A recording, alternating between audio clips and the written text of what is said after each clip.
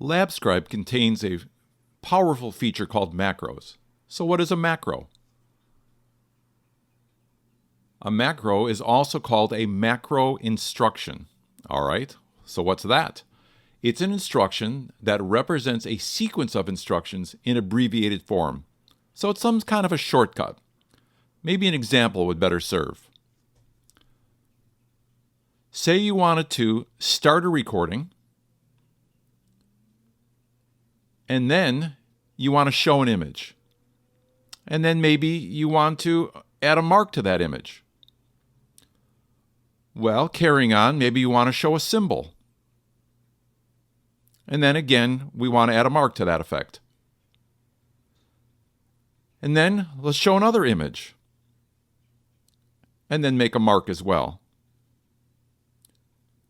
And then finally, we just want to stop the recording. But what if we want to switch up the images? What if we want to change the time intervals, make them more random? We want to do randomizing of the images. Maybe you want to set up loops and repetitions. Maybe you want to have messages to show things as they go along.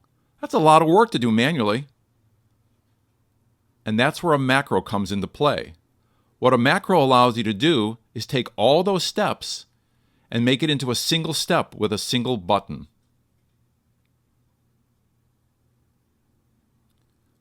So where would you use all this? Well, maybe you want to automate recording. You want to start, you want to stop. Up to you. Maybe you want to add protocol messages to give instructions along the way. Another good example is psychological testing. Stroop, Flanker, what have you. You can design labs, show images. And spreadsheet source data, which gives you great flexibility on where the data comes from and how you display it. And then any combination of all of this. What we're going to do in this series is we're going to give you a nice foundation to show you how to create macros, and with that information you'll be able to create whatever you want. So let's get started.